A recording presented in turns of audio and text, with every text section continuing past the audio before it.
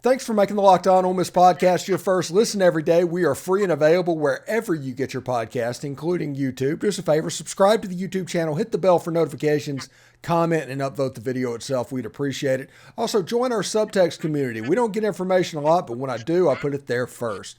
We also do exclusive live streams and things like that for them, and as football season gets closer, it will be a good value for you. I'm here with Derek Vandygriff.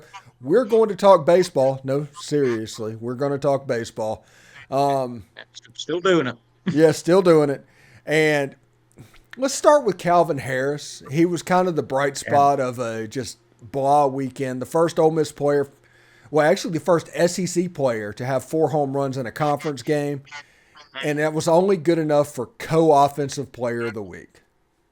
Yeah. I mean, I don't know how you couldn't give it to him outright. I didn't even see who got the other co-player of the week in the SEC. I assumed it was that freshman for Georgia. I saw he had another big weekend, It just was like he somebody from always does. Missouri, man. Luke Mann. Okay, well, yeah, that's a guy we talked about last week on the podcast too. I think that actually makes sense. He hit 4 or 5 home runs against us over the 3 days. So yeah, I guess that does make sense because he absolutely crushed us, and we just kept pitching to him for whatever reason. But yeah, Calvin obviously had a heck of a day, man. I mean, he's having an incredible year. Uh, Ended up tying the RBI single game record for Ole Miss, with 10, and ended up setting the record for the most total bases. Obviously, you hit 4 home runs, you're going to get 16 total bases. That's just kind of how that works. So, yeah, big day for him.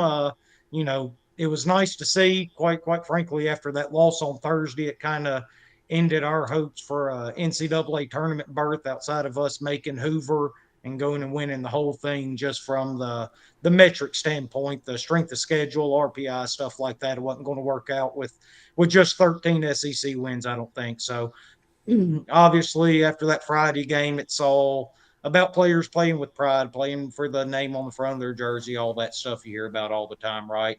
And I do think that's important. I mean, that's one thing that we've always done, always play with pride. This is a very proud program, something this is a kind of season Mike Bianco's never gone through before. And to see those guys, I mean, they still fought like hell this weekend. I know Friday was an absolute embarrassment, but I believe Mike Bianco even said as much about Friday. I think that was his direct quote, and he's absolutely right.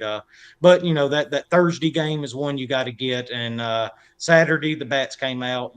Calvin Harris was incredible. Shot and yay. You got contributions up and down the lineup that day, which obviously we needed because we give up what was it, 14 runs or whatever it was, even though we'd scored 20. So yeah, good little you know sticker on the season for Calvin Harris, right? Four home runs, goes down as first SEC player to do it in a conference game. So good for him, happy for him. He's been good all year long.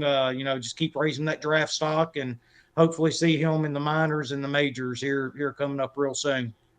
Yeah, and I see that scoreline of the game Saturday, and I was like, oh, Ole Miss has a kicker problem. Yeah, right.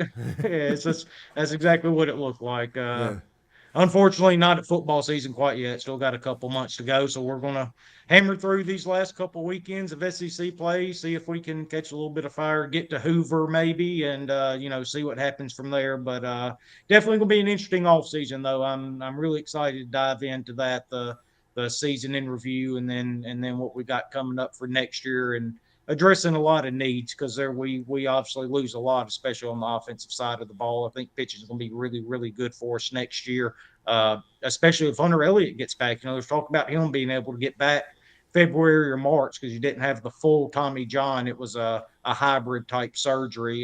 So, if you're able to get him back to pair with JT Quinn and Grayson Saunier, the experience they got this year, so, there's some potential to have a really, really deep and really good pitching staff when you look back and you have Nichols and Mallets and Riley Maddox there in the bullpen too. So still a lot to be really excited about going into next year, but we still got a couple more weekends and we're going to keep talking about it until the games are over this year.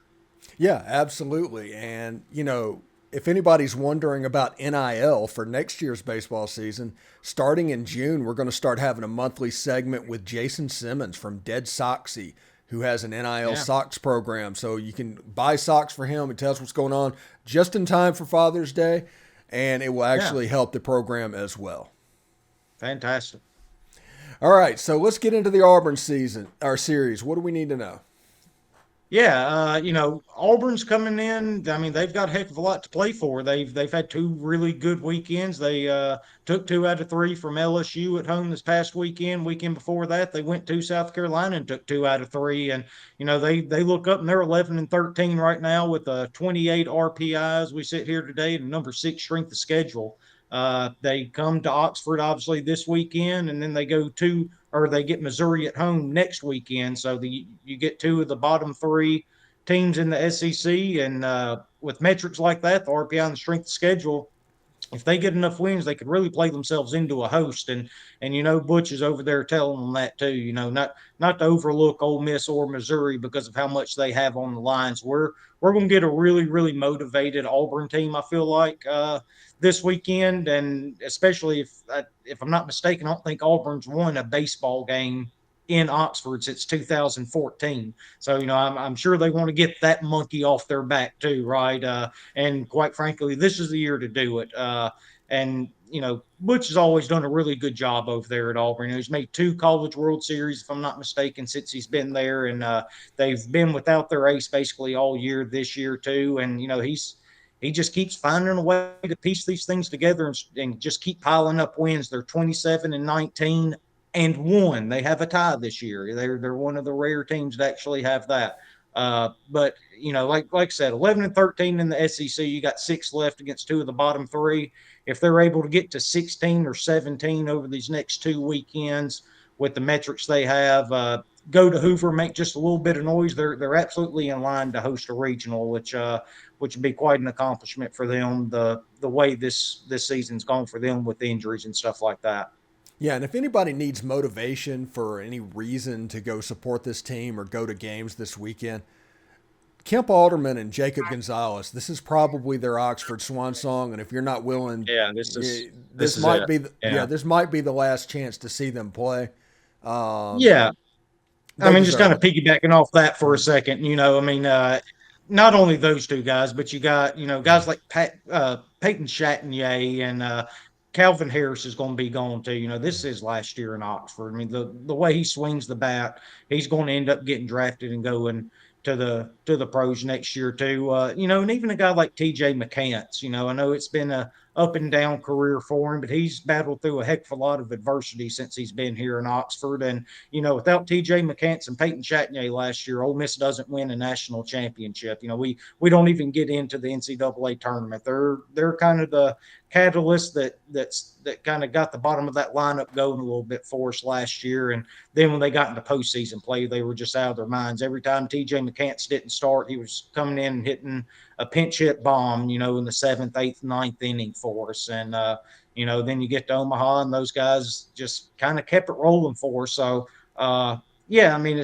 there's still a lot to support about this team. There's a lot to be grateful for. These guys that aren't going to be here anymore that brought us so much joy and happiness, and more than anything brought us a national championship. And that's something that we've obviously always wanted. A lot of people didn't think we would ever get, but these are the core guys that kind of got us there and got that championship, along with guys like DeLucia, Elko, Kevin Graham, and Bench, and all of those guys. Josh Mallett's too. We've talked about him 100 times on this podcast since we started this thing last year. But yeah, I mean, go out, support these guys. They deserve it. I guarantee you, nobody feels as bad about the way the season has gone as those guys do, and Mike and his staff. So get out, support them.